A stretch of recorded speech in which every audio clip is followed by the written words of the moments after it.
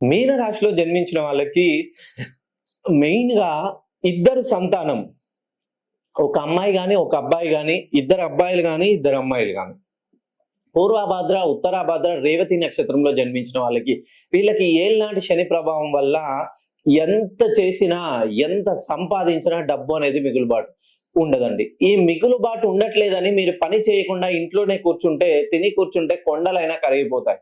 అలా అని ఇప్పుడు శని ప్రభావం ఉంది, నేను ఏ పని చేయను, ఏది చేసినా కలిసి రాదు. ఎప్పుడైనా మన జీవితంలో సుమారుగా ఇంటి బయట వర్షం కురుస్తుందంటేనే మనం గొడుగు పట్టుకొని వెళ్తాం.